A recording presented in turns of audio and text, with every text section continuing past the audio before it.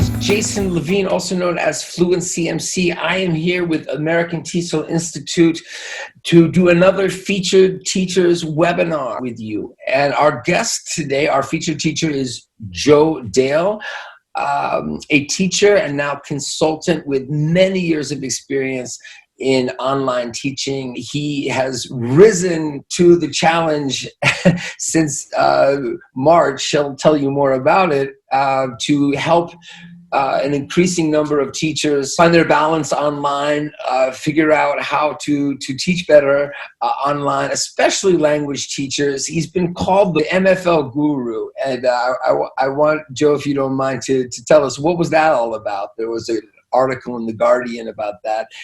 You're doing great things, Joe. We're really excited to have you here. I'm going to hand things over to you. Thank you so much for being here, and welcome to all of you teachers who are joining us. There is such a need right now, goes without saying, for teachers to build their skill set for online teaching, especially language teachers. That's who we're here to directly connect with tonight. So, Joe, welcome to Featured Teachers. Thank you so much.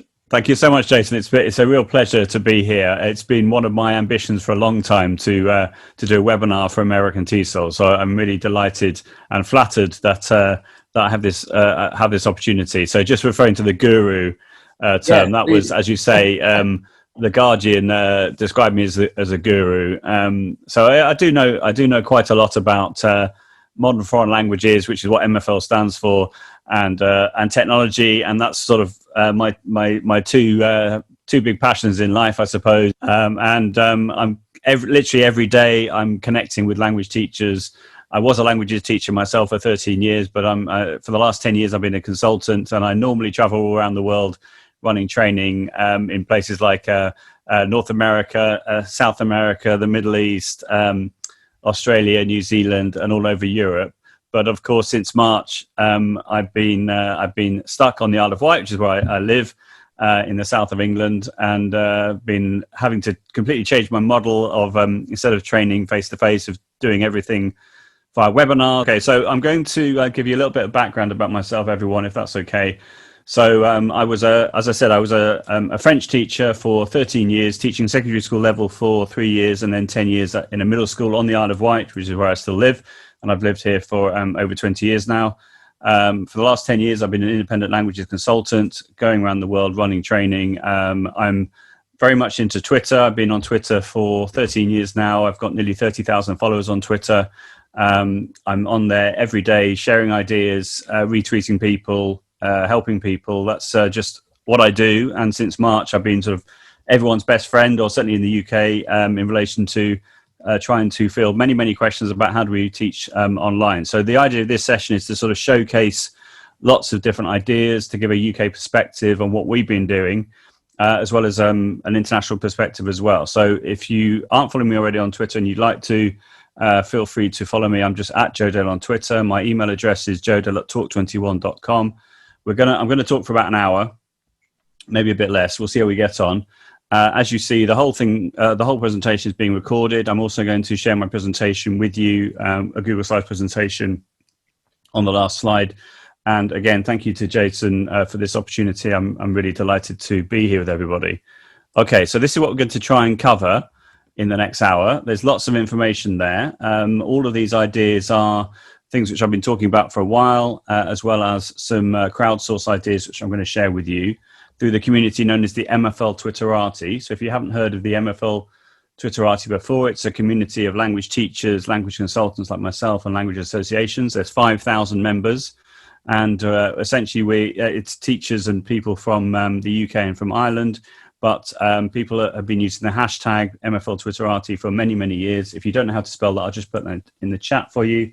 So it's hashtag MFL, which stands for Modern Foreign Languages, and then Twitter, and then ATI on the end, MFL Twitterati. So if you just do a search for MFL Twitterati plus a keyword, for example, the name of a tool like Flipgrid or whatever it might be, Microsoft Teams or what have you, or something like speaking or writing or grammar, then you'll get some really great stuff. Even if you do that for, say, 10 minutes a day while you're having a cup of coffee, that's one of my top tips. So you can see we've got lots of information here.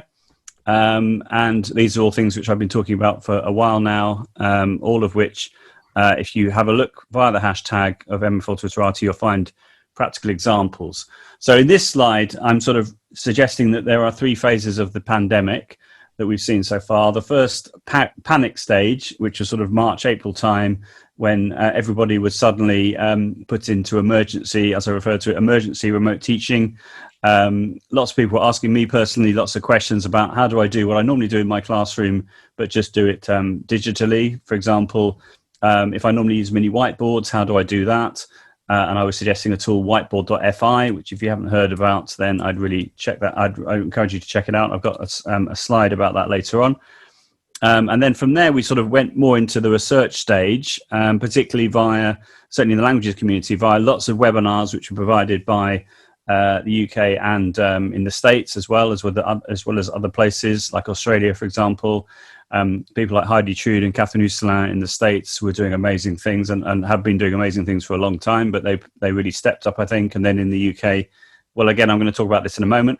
And then I think now that we've sort of, lots of schools obviously have started the school year again. Some are teaching face-to-face as they are in the UK, and in the States, my understanding is lots of teachers are still teaching remotely. Then we've gone into the sort of like hybrid phase, whereby we're trying to cater everybody's needs, which obviously is a very easy thing to do. During a global pandemic. So there we are.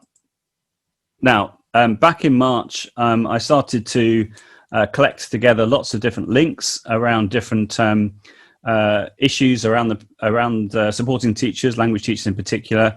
I put together a Google Doc which has at the time 18 pages of links, which I had collected from Twitter and from Facebook groups and what have you. And then from then it just grew and grew and grew because I kept adding to it. And I think it's about 40 pages right now. Just to give you a flavor of this, if I click on this link right now, you'll see what it looks like. So you can access this via the link which I had on the slide, which I'll just put in the chat for you right now. So it's is.gd/tilt. More of that in a moment. I'll explain what tilt stands for. Thurs, and then the name Joe Dale. Okay. And if you have a look at that, it will give you lots and lots of ideas around how to get started with remote teaching.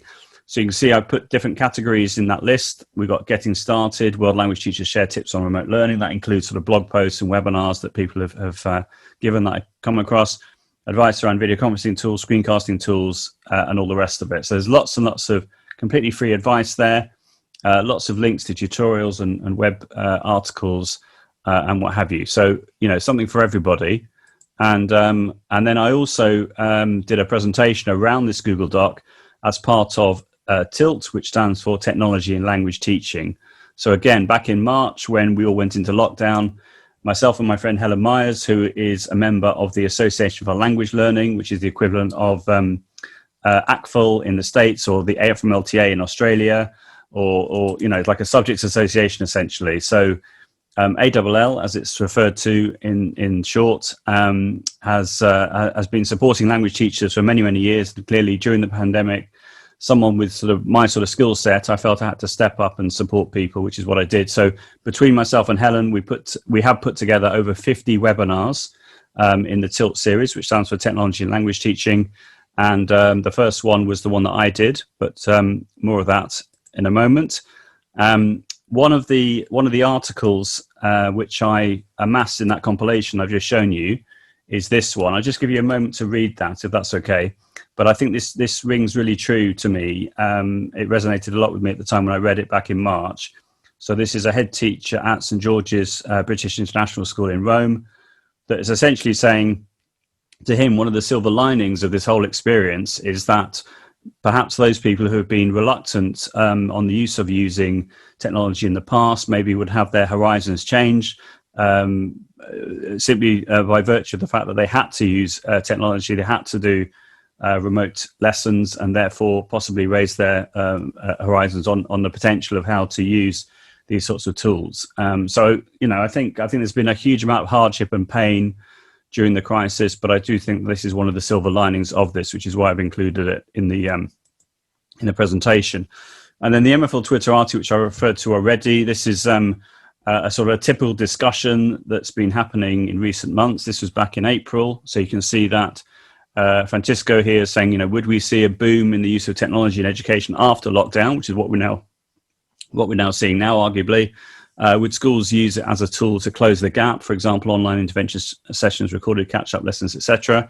I'm not sure we're really seeing that, I think, or maybe in some schools, but I think that we're just looking at teachers coping with having COVID-safe classrooms and teaching face-to-face, as well as offering remote lessons if you're in that sort of context as well. So it's still a very difficult situation.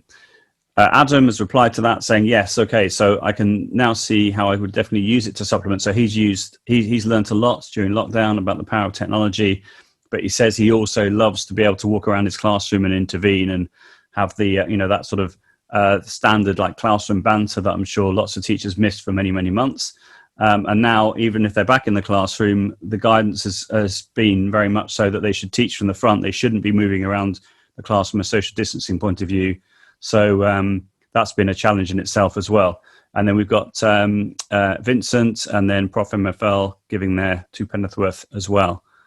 So let's carry on. So this was these are the webinars that I was referring to. So as I said, they've been over 50 since March. Huge amount of work that Helen and myself have put together, but we're very proud of what we've done. We feel that we've really helped the language teaching community as a result of doing all this work, and there was a real need for it. So it's completely free. All of the recordings of all the webinars are on my YouTube channel, which is accessible via the link on that page, JoeDell100. And just to give you another little insight on what Helen has done. So the information about the different webinars are available on the ALL London branch website. And if you scroll down, you'll find there's this link here, which I can let's do that again. I can quickly paste for you into the chat like this. Okay.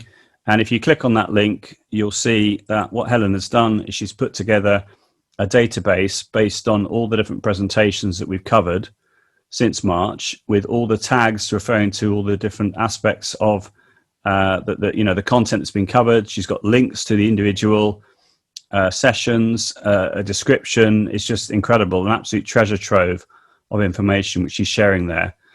So very, very generous, I think, of Helen to put in the time to do that. But it means the whole community benefits, not just people in the UK, but anywhere, anyone in the world. So if you just want to go to my YouTube channel and check out not only the Tilt webinars, but also ones that I've personally done through various other organizations. For example, I did a session for the Victorian Association of Teachers of Italian, their virtual conference on Monday and Tuesday of this week. So I got up at 7 o'clock. Well, I started at 7 o'clock in the morning. I got up at 6 o'clock in the morning to do that, which is great fun. And then I did the presentation. They went downstairs and had my breakfast, which is fantastic. So yeah, I'm doing these sorts of webinars all the time from around the world. I'm working at the moment with a group of Lithuanian English teachers, which is great fun as well, over a number of sessions. Now, if you haven't heard of the Facebook group known as the Bitmoji Craze for Educators, again, I'll just put that in the chat for you. So Bitmoji Craze for Educators. The last time I looked, it had about 415,000 members, which is completely crazy, as is implied in the title. So Bitmoji Craze for Educators. And when I looked at that, I was very inspired by the way in which some people were using the iMovie trailer option. So iMovie, as in the iOS app, works on iPhones and iPads. And what this teacher had done, or these teachers had been doing, was taking the Bitmoji characters, putting them into the iMovie template, the trailer option. And there's a number of different trailer options that you have. This particular one I'm going to show you in a moment is called Superheroes. And the types of videos they were making were things like learning objectives or giving feedback to the students. And I thought I would make an advert for the Tilt webinars by describing the situation back in March and encouraging people to watch the video. So I'm hoping you can hear this. Do let me know if you can't hear it in the chat, but this should work. It's about a minute long, and I hope you find this useful. Oh, and he goes, hang on, go back a sec. Let's press play. There we are.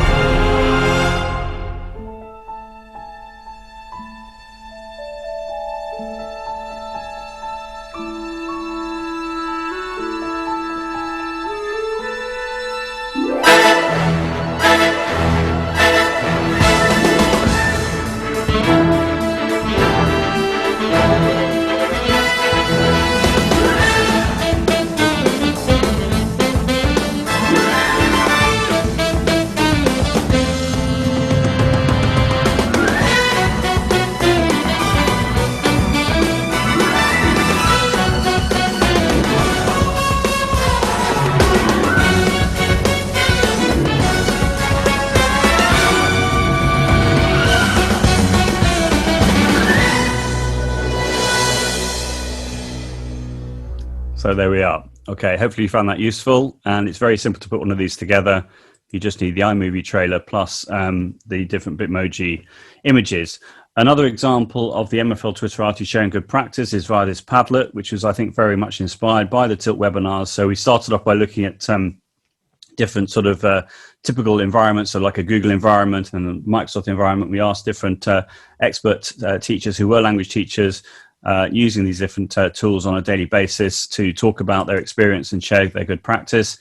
And then we got a bit more adventurous. We looked at things like escape rooms and making virtual adventures, and lots of other ideas over the 50 sessions. And then Esmeralda Salgado, who's head of languages at King's Ely in Cambridgeshire, also known as Botones Salgado on Twitter, she decided to put together this Padlet and encourage people from the community to post their different examples of work they've been doing. So, for example, you've got lots of examples of escape rooms made using the tool called Genially, which I think is fantastic. You've got the links to, obviously, I'm going to share the whole presentation with you, so I can't give you links for every single thing that we're looking at, but you can see the link is at the bottom there. If you just do a search for Botones Salgado plus Padlet on Twitter, you'll find it, but I'm going to share the whole presentation with you, so don't worry. Otherwise, it will take too long for me to do this, I think. Another thing that I thought would be really helpful for the community would be, again, to ask sort of expert teachers using video conferencing tools like Zoom or Teams or Google Meet. And so I put together a Google form with the same questions for individual people who I knew who were language teachers but experts in these areas as well. So questions such as, can attendees join a session before the teacher? Can the teacher enable a waiting room? Can the teacher automatically mute attendees' audio upon entry into a session, etc., etc.? And there's actually 2 pages worth of this. As you can see, there's another page. And once I'd had everyone's answers, I put them together into this table. I quality assessed them with the same people plus other experts in these particular tools. And it was all fine as of March. I appreciate that Meet and Teams and Zoom have updated a lot since then, but I think that all these different suggestions are still very valid. And I thought it would be a good starting point for those people who hadn't used video conferencing tools before, if you're allowed to do live lessons, because there are some schools that weren't allowed to do live lessons in the UK for safeguarding reasons. For example, if a student was Zooming from their bedroom, or they were allowed to look into a teacher's house, or students were able to look into each other's houses via a live session, then that was deemed as a safeguarding issue for lots of schools, which is why some schools decided that all the remote sessions had to be done asynchronously. So I've given obviously lots of suggestions around that as well.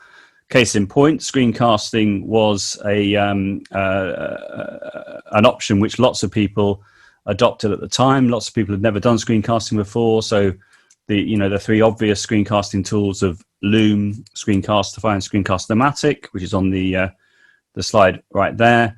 And also just simple things like being able to add a narration into a PowerPoint and saving that as a video, which lots of people didn't know how to do. But I could see, via Twitter and Facebook groups that the people that did that for the first time had a real feeling of success in being able to do that, which is wonderful to see. And then the two articles there that I'm referring to in this slide, one of them is an article I wrote around screencasting and how it could be used particularly in languages, for the Modern Languages Teachers Lounge Facebook group, which is organised by Linguoscope. And then on the right-hand side, you've got a TES article by Kai Batcher talking about 4 reasons pre-recorded lessons are your best option. Now, I don't wholly agree with this. I can see why asynchronous lessons are very powerful and can be a very useful tool for sure. But it seems to me that if you have some sort of live meetup at the beginning to check in with the students, to maybe set a task that they can then do independently, but the teacher can be there to support them remotely rather than it being sort of intense of, teacher delivery for the whole, let's say, 60 minutes or what have you. But then at the end, then coming together again and doing some sort of interactive activity, be it Quizlet Live or Memorize or whatever it might be, quizzes or what have you. So I don't totally agree with the idea that asynchronous is the best option, but I can see the power of it for sure, particularly in a blended learning context. So again, you've got the links there for those 2 articles. From the MFL Twitterati, there were A couple of people I wanted to sort of highlight who were talking about screencasting at the time, the fact they were using it for the first time. So you've got Mazigan, for example, who's from Ireland, saying using Loom to walk students through a sample answer saves time in class, promotes autonomous learning and sense making, allows for a flipped classroom, which sounds brilliant. What I particularly like about that tweet is the fact that Loom themselves have replied saying, love this, so glad we could be useful for your class, which is just absolutely brilliant. And then on the right-hand side, you've got Ms. Grice MFL saying, a typical sort of statement, using Loom for the first time yesterday. Thanks for the tip from me. Was surprised how easy it is to use. Definitely recommend it for anyone teaching from home. And then Rachel, as you can see, is saying, how does this compare to Screencast-O-Matic? I've been using that one so far. Ms. Grice MFL then replies, can't compare because I've only used Loom, but it's so simple. The kids really like using it. Only downside is it can take a while to trim or edit your videos, which is true about Loom, but I really rate it overall. And then Rachel saying, I'll have a look, thank you. And that's a snapshot of the sorts of conversations that have been happening all the time during lockdown, as well as obviously prior to lockdown. The MFL Twitter has been going for many, many years, sort of officially since about 2008. But during lockdown, in my opinion, they've absolutely excelled themselves, which has been amazing to see. Okay, so I'm going to go through a few now sort of practical examples of the things that we can be doing during lockdown or during remote teaching or in a blended system. So Jamboard, I'm a big fan of Jamboard. If you haven't seen Jamboard before, it's when you can create like a collaborative whiteboard. So again, lots of teachers, what they wanted to do was replicate what they were doing in their normal classroom. So by using a tool like Jamboard, allowed them to do that. You do need to have a Google account to create a Jamboard as well as take part as a student. But what I did was I went onto Twitter, as I normally do. I did lots of research. I searched for the hashtag Jamboard. I found lots of examples of different teachers from around the world using Jamboard. And then I adapted lots of the ideas to a language-specific context. So if you haven't used Jamboard before, it's a collaborative tool which allows you to add sticky notes, to annotate on the screen, to add images and such like. And you can have up to 20 frames or sort of like the equivalent of slides in one Jamboard. And you can have up to 50 people collaborating in one slide on the Jamboard at any given moment, which is pretty impressive. So what I did was I put together over 60 ideas around Jamboard that could be used in the languages classroom. So just to give you a flavor, I'm going to click on this first one here.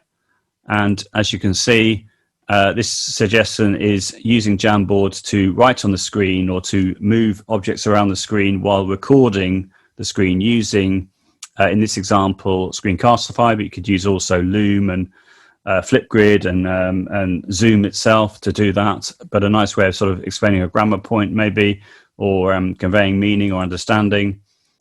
Another quick idea, you could go to the website xwordsgenerator.de/en. So if you don't want just the German version, you get rid of the en on the end.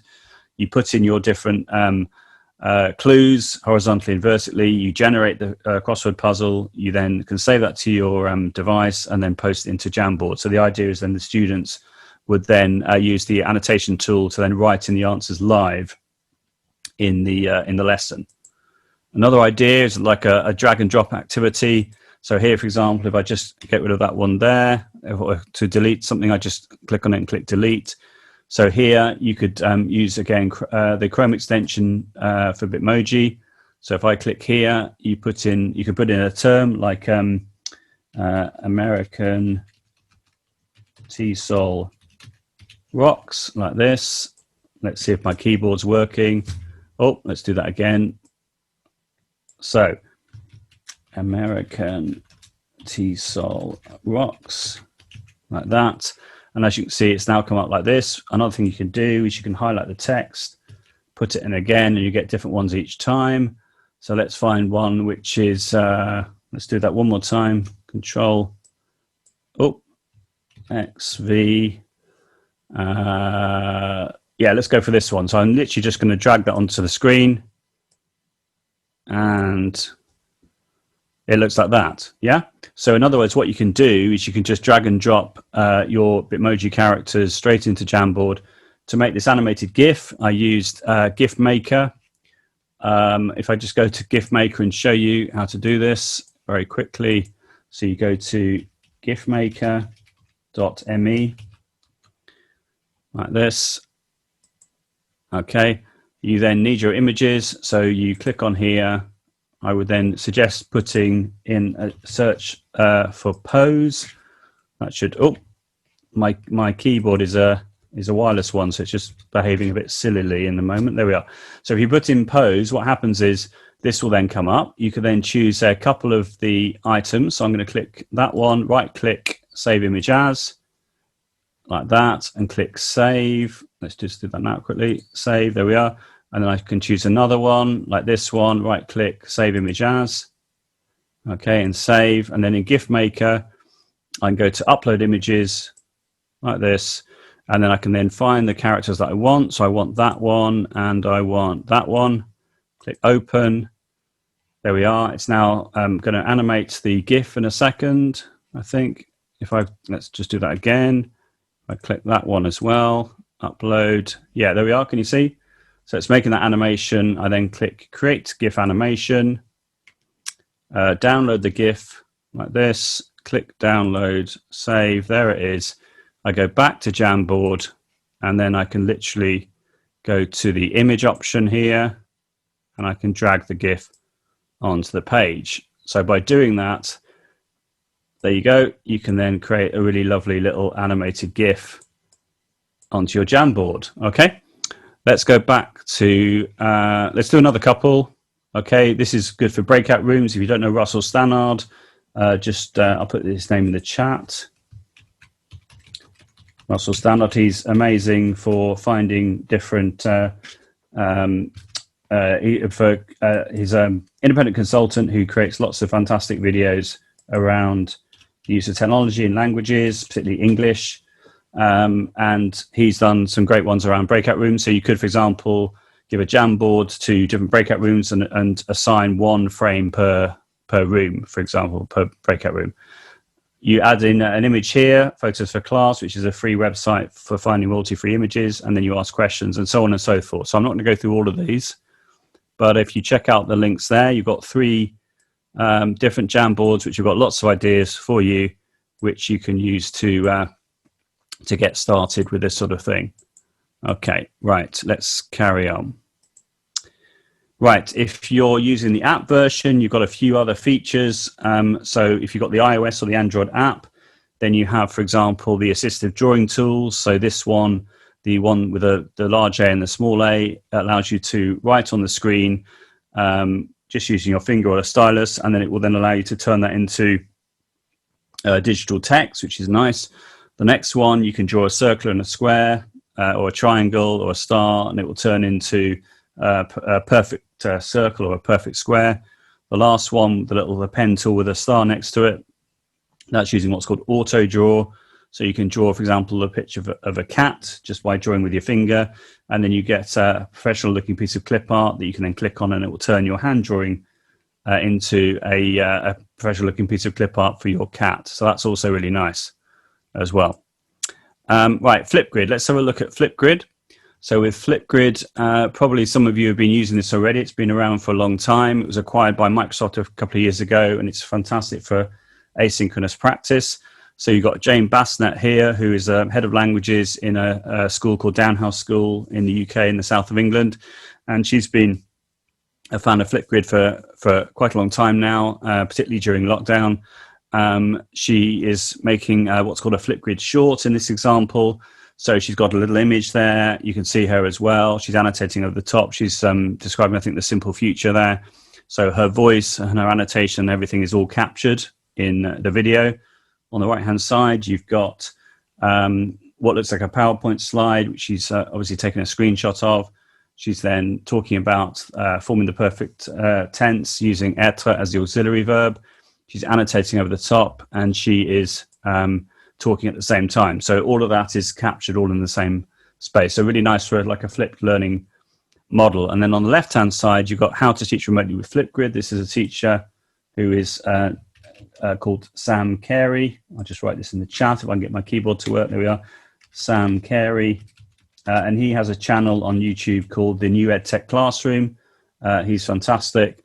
And he's done a couple of videos on Flipgrid. I'd also recommend that you check out the one about setting assignments, which is also really, really good. And then on the right-hand side, you've got Jess from Flipgrid talking about how you can, all the different things you can do with Flipgrid, for example, stop motion animations, whiteboard work, etc., etc. Let's go on to the next page.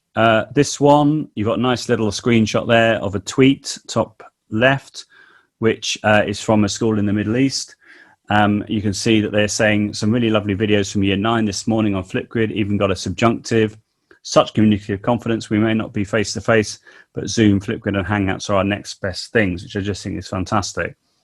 You've also got the screen recording option, which is new, relatively new.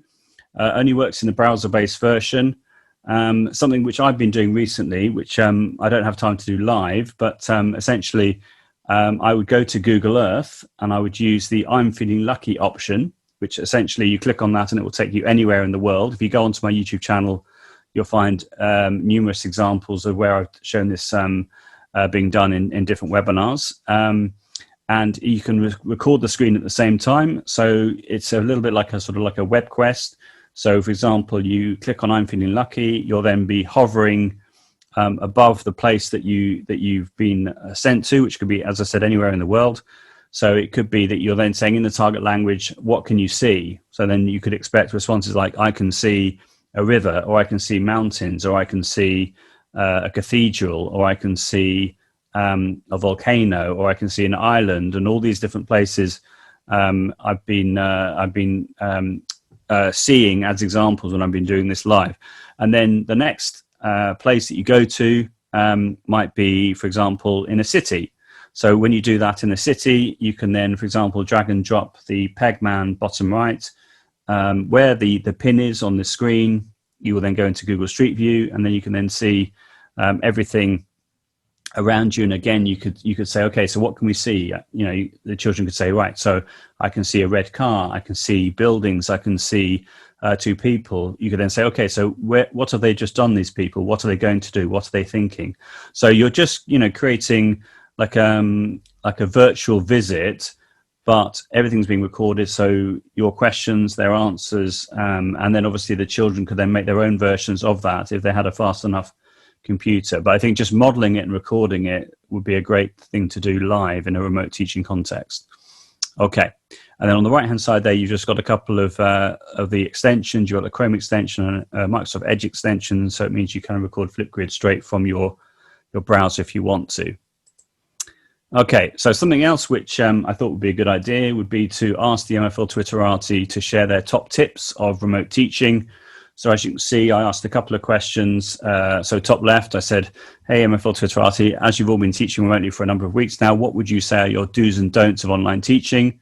Please retweet. And then the middle question, another question I've been pondering is, how do you ensure interaction with your students when teaching either synchronously or asynchronously? Playing games live, setting homework assignments using the chat. And then, as you can see, this is the result of my crowdsourcing. So if I click on this link here, what I did was I made a compilation of all the different tweets that I received, and I just put them together into these different bullet points, which again, I think you should find really useful. And I name-checked everyone that shared their ideas with them. So just for example, the first one, keep students organized using Google Classroom, Teams, or Show My Homework. Put all the activities and links in one hyperdoc or presentation and ask students to fill in their answers in text boxes or grid cells in a table. So quite a few people said that the idea of putting all your resources in the one place to make it really simple for the children to access. So all your videos and your hyperlinks and what have you, all in the same space, rather than asking them to go to this place or that place or this place. If you have all the links in the one place, that proved to be very, very useful. So there we are, another example of the power of an online community. So here we've got some ideas around Google Forms. I would imagine that a lot of you have heard of Google Forms, but I'm going to share this particular slide with you about a Google form that I've created. I was inspired by a teacher who's Chris Betcher in Australia, who's Betcher Boy on Twitter. And he lives sort of north of Sydney. I've known him for many years. And he created a Google form showcasing different question types that you could create. And I've included the link there at the top of my Google form. So I was really inspired by this. And I thought what I would do was make a language-specific example which is what I'm going to show you right now, and just give you a flavor of how this works. So this first one, I'm just going to, that's from another session. I'm just going to delete that one quickly like this. So if I click on here and I click delete, there we are. We'll just get rid of that. Right, there we are. So let's go to preview, which is here. And then there we are. Okay. So as I said, I've put the link there to the original inspiration. I've then described here on how to make a quiz in Google Quizzes. So I've given it all the instructions. And I always start off with what is your surname, what is your first name. So when you generate the Google Sheet afterwards, once you've had all the answers in from the students, you can then alphabetize that in alphabetical order, which is useful because it will then mirror your mark book. So just to give you a flavor of what I've done here, for each exercise type, so these are all the different exercises you can have in a Google form. This one's obviously multiple choice, and then I've just given an instruction on how to set up each individual question. So here you've got the question, what is the past participle of the verb aller in French? There's only one right answer, so you simply select the correct radio button. The next one, this is showing that you can have images as part of your multiple choice. So again, I use the Photos for Class website I've mentioned already, photosforclass.com. Just make sure you choose the same format or the same orientation. So I've chosen landscape for each one. And then you can just add in the different pictures. Again, it gives you the instruction on how to do that there. That's really nice. This one, I've used the snipping tool, which if you don't know what that is, that's just a free tool that comes with Windows, which allows you to take screenshots of either the whole screen or selected area of the screen. So you could take a screenshot of some text, put it into the Google form, and then create, for example, multiple choice around this if you wanted to. There's also a Google form add-on called Snip, which is similar to the snipping tool, but I'm just a big fan of the snipping tool, which is why I use it. This one, the question is, how is this person feeling? So I've got the image here of the prompt to show how she's feeling, and then the happy face or the sad face here. So in other words, if you want to use more images or use images for your different answers here, then you can do that as well. Just a true or false question. Google Forms allows you to use images in questions. So I put multiple choice, and then you just select the correct one. This one's a bit different. This is when you've got audio for your different possible answers. So to do that, what I do is I go to a web page and I put in a search for online voice recorder, like this, online voice recorder, and it comes up like this. You can then record your audio like this. This is an example answer using the free tool online voice recorder to allow me to have audio for my different answers in a Google form. Okay, I've just done that. I can then drag and drop or move the slider, should I say, at the beginning and the end, and then click save. Save to my desktop, call it something like American TESOL.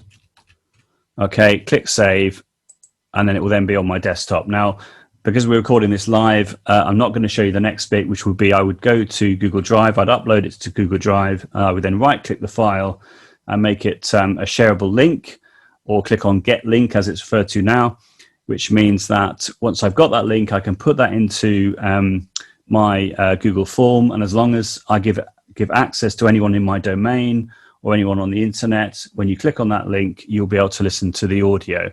So by doing that, it means that you can say, in this example, click on this one, you'll be able to go to Drive, I can then press play, and you can hear the first one, which is this.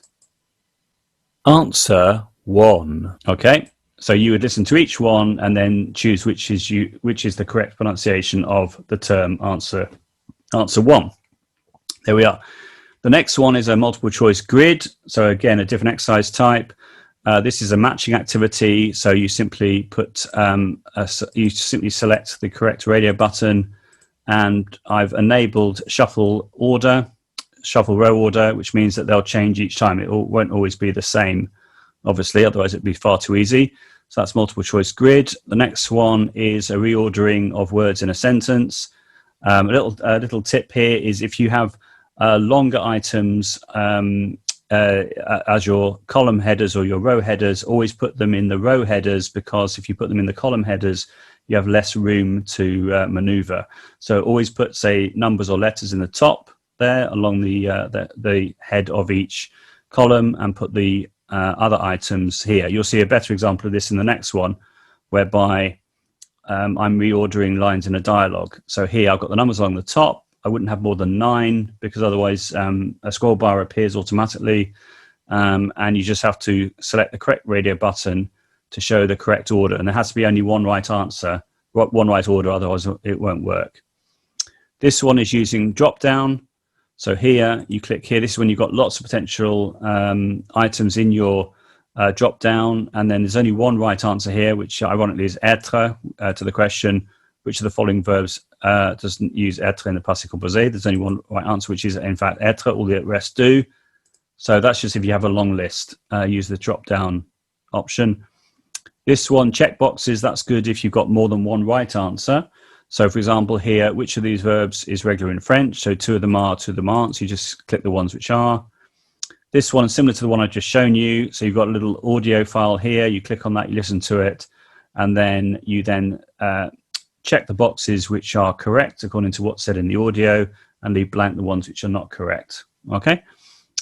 This one, just a classic grammar activity. You've got the infinitive in brackets. You have to conjugate the verb, and there's only one right answer. So you just write the answer there.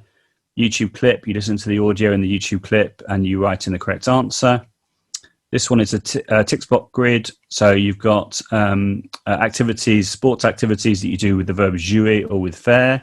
So all you have to do is simply select the correct one. So this one is faire de l'art, then natation, then planche à voile, and then foot and tennis. Okay, so you've got, again, more than right answer. So that's where you go for the tick box grid. The penultimate one is Vocaroo. So I'm sure we all know Vocaroo, but just to show you how this works in relation to Google Forms, you just record some audio in Vocaroo, which works on all devices now because it works in HTML5. You click record like this.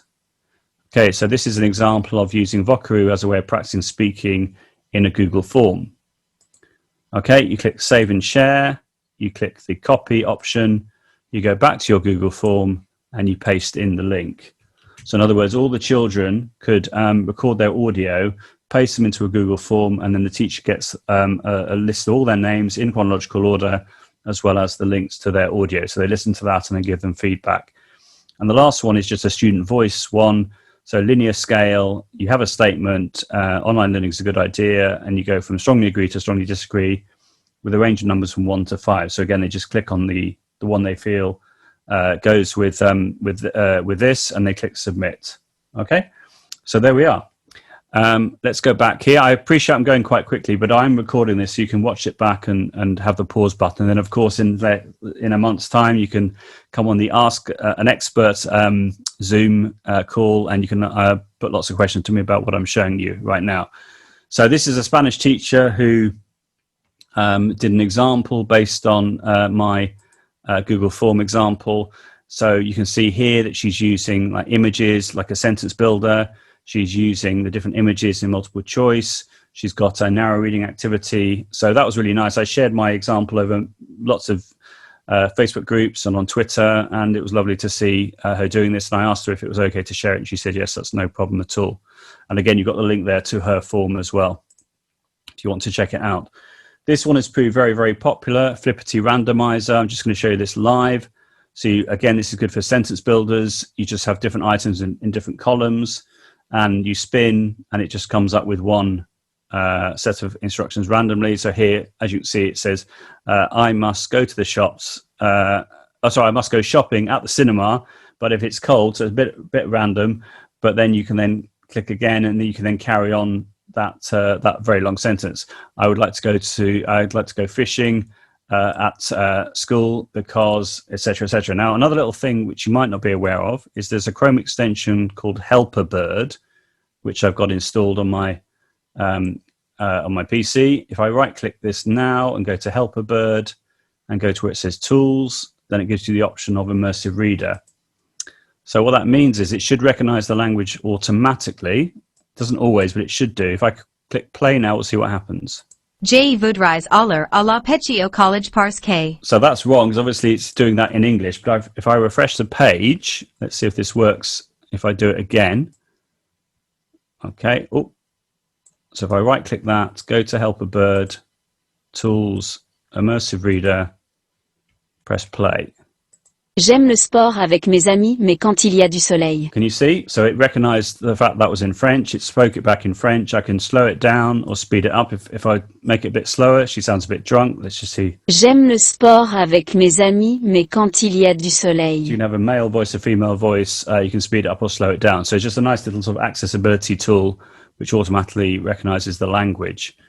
If I go to the next one, this is how I set up the Flipgrid. You just use a Google Sheet. So just go to Flipgrid, make a copy of the template, which goes with all the different activities you can do. This one's called a Flipgrid randomizer, and away you go. So a nice way of practicing speaking or translation.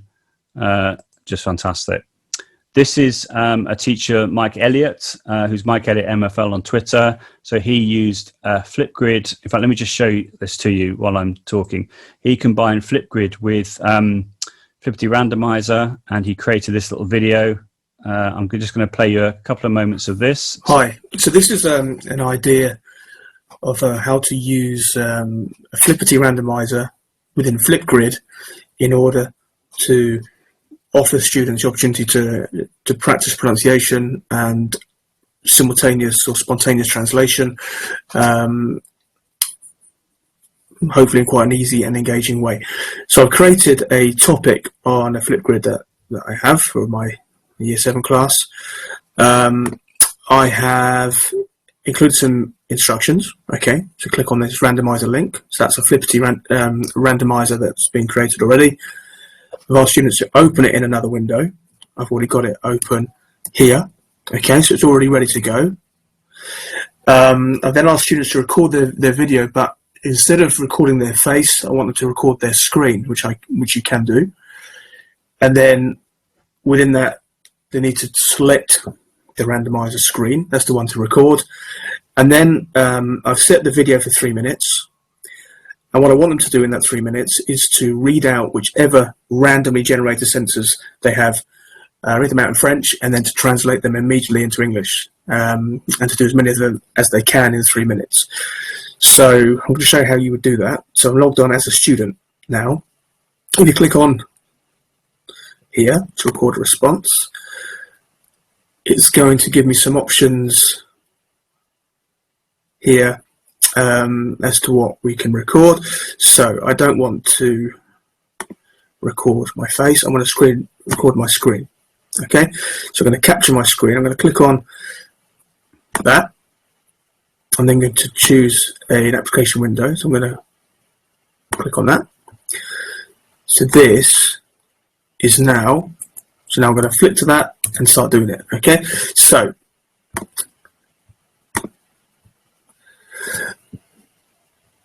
mon frère est assez généreux. My brother is quite generous. Ma mère peut être vraiment travailleuse. My mother can be really hardworking. Ma tante est vraiment amusante. My aunt is really funny. Okay, so hopefully you've got an idea on how Mike is showing you how he's using that for translation, for pronunciation practice, for speaking. I just think that's a fantastic example. Here's some other teachers that have been sharing about using Flipgrid. This one here, this is from Alice Smith School in Malaysia. So you can actually see the perspex barriers that they have between the children to protect them from the virus, which is quite shocking, I think, in a way to see. But it's good that they're wearing masks and they're keeping themselves as safe as possible. You've got Jade Redden here talking about using Mike Elliott's tutorial and practicing that in her own classroom, talking about how it's good for sentence building and how it's good for differentiating. Likewise, you've got Miss B. German here saying that she'd heard about Flipgrid from a presentation I gave recently. She's saying it's good for time phrases, pronouns and verbs and what have you. So that's just awesome. And then in the next one, this is from my friend Catherine Bellows, or Mrs. Bellacat on Twitter, and she sent this to me via email, so I just thought I would put it into a presentation with her permission, and she's just giving lots of ideas on how she's using Flipgrid randomizer in her lessons with lots of teacher instructions, which is just really, really awesome. So there we are. Another activity you can do with Flipgrid is called Flipgrid manipulatives. So I'll just give you a flavor of this. You can create your audio in Vocaroo, you put it into the Google Sheet, and then you play the audio and you put the tiles in the right order like this. Here we go. Last week I went to the cinema to watch the latest James Bond film. It was great. Afterwards I went to the restaurant. Yeah, so as you can see, I'm just putting the tiles in order, and it's nice because each time you share the link, it refreshes the tiles, so it won't be that they're always going to be the same. They're going to be different every single time. With Vokaru, the audio disappears after about 3 months. We just re-record the audio, and it's a great way of creating asynchronous listening comprehension practice, I think. It's just fantastic. So these are the other different types of activities you can use with Flipgrid. You can have Flipgrid scavenger hunt, or Flipgrid flashcards, or Flipgrid hangman, etc., etc., etc. So just check it out. All of it's free, and you just need a Google Sheet. Right, we've got 6 minutes. I've got plenty of time to do this. I'm going to do this live, so I'm going to come out of this now. So probably quicker is something which is new to a lot of you. So let me just go here and show you how this works. So I should be logged in. Let me just check I am logged in. Yes, good. So I just go to create instant feedback. So this is what I'm going to show you now is good for asynchronous speaking practice with your students. And what you do is you scroll down, you go to where it says start a quick conversation. Like this, okay, you then record your audio like this, blah, blah, blah, blah, blah. This is the first line of my conversation, or it could be my presentation for the teacher. When I click stop, it uploads onto their servers in a moment. There we are. I can also add a photo for free, I can add text for free, and I can add a web link for free. I can then untick these different options. The only thing that the student sees is the microphone. And I can also moderate the audio, which is perfect for the classroom. So I'm going to click now, start your quicker conversation. Okay, as a result of doing that, it creates this link here, which I'm going to put in the chat for you right now. So if you want to record something for me, that would be really awesome. But I'm going to do this live for you. So I'm going to click on the QR code extension that I've got on my screen. I'm going to launch the camera on my iPad. I'm going to scan the QR code like this. Okay, a little notification has come up, which means I can now record on my iPad. If you'd like to record as well, that would be really, really fantastic. So on my screen, I tap on the microphone, I tap record, and I tap allow. Here we go. Blah, blah, blah, blah, blah. This is part 2 of my conversation, or it could be some feedback I'm giving to a student's presentation. So you could, for example, give a link into a breakout room, all the children respond, or you give them a link via Microsoft Teams or Google Meet or whatever it is, and you can record your speaking asynchronously. Absolutely brilliant. We then tap stop, it uploads. Okay, there it is. There's my audio. I can press play, you can hear it back. Blah, blah, blah, blah, blah. This is part 2 of my conversation, or it could be some feedback I'm giving to a student's presentation. So you could, for example, give a link into a breakout room, all the children respond, etc. Now, what I would love in the next 30 seconds, if someone sends me some audio so we see it appear live on the screen, please, if someone could do that, I would be very, very grateful, because I can then show you how the moderation option works. So in a moment, if some audio does appear, you'll see that we have the approve and the delete option. So I can then obviously listen back to that. The fact I've turned on moderation, it will work. There we are. Excellent. Thank you so much. If I press play now, you'll see what it sounds like.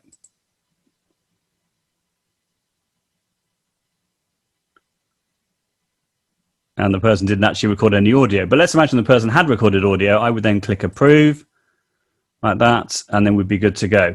So having received all the audio from everybody, I can then click here, the lock option, which means I can then lock the conversation, and that means nobody else can then send me audio. So it's a very safe tool to use. They have different servers. You have one in the UK, one in the EU, so it's GDPR compliant from that point of view. The person that made this is a physics teacher from the southwest of England, and we're very grateful for his work. I've also made a little tutorial there on YouTube, which you can check out as well, but I thought I would show you that live.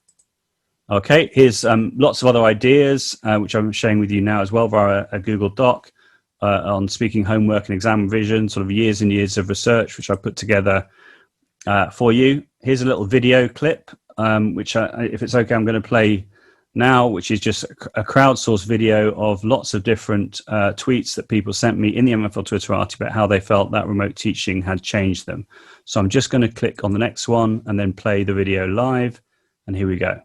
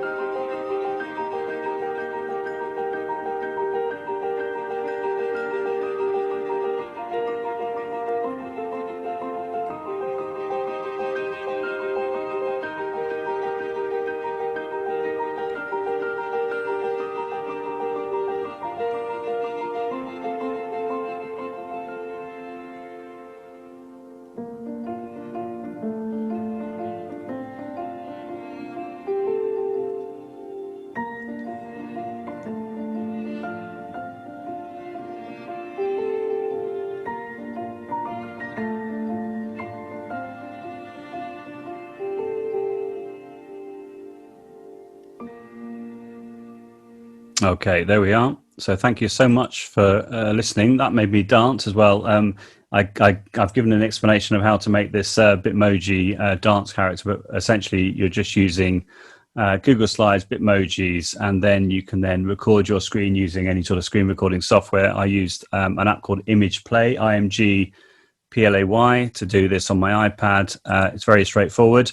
A little plug, if you found this presentation useful and you'd be interested in asking me to support you wherever you are in the world on remote teaching ideas, then I would love to hear from you. Here's 18 example sessions of things that I can offer. You can access that via the QR code or via the link at the bottom there. And I would absolutely love to help. And here's my presentation, which I will share in the chat as well.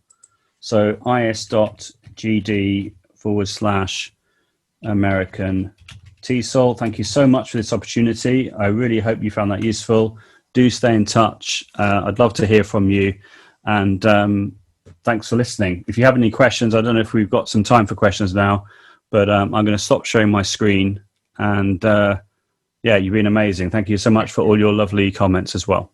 I would say it's entirely impossible for anyone who watched what we just watched to find it not useful. I mean, that's, you know, and anyway, you can see in the comments in the chat, wow, it's just fantastic. You know, the combination of having so many resources to share, insight into, you know, apps and things you've done, and putting it out there in a way that's very easy for people to follow. And I think people, you know, the only problem could be people scrambling to try to, you know, go to this site or go to that site. But as you said, you're there. If people want to contact you later, people can watch this video, pause it, slow it down. That's sort of the whole point. What's really changed and what you focused on and what's so great is not only can we connect with people, but there are ways that we can do things in the online classroom that we can't do in the physical classroom. Yeah. that work better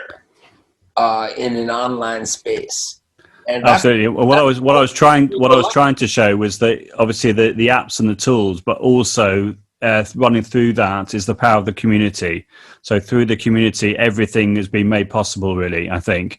Yes, we found lots of solutions to things like, you know, how do I replicate a whiteboard? How do I do speaking or what have you? But all of that, all of those links, all those ideas have all been generated through social media, through the community. And that's been amazing. Teachers are out there experimenting on their own, but thanks to people like you, they're you know, feeling emboldened to like, feel like, wow, you know, I can do more in some ways. Thank you. Well, what I've tried to do is I've tried to give people a lot of homework. So the idea of this presentation is giving people a lot of homework.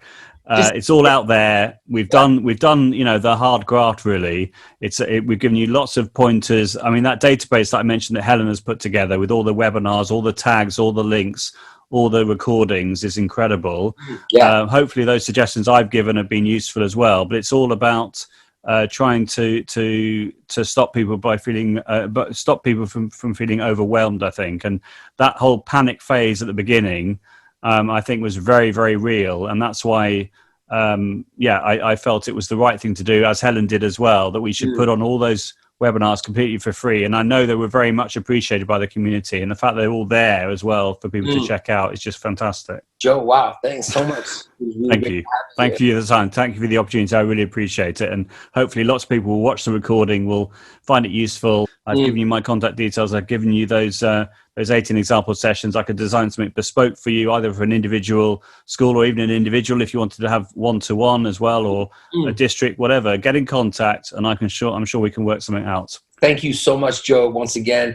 Thanks, everybody. Thank you to American TESOL Institute. Thank you to Prep and Fluency. Take it easy, everybody. Signing out here from Paris, France for the American TESOL Institute, Prep and Fluency, Fluency MC.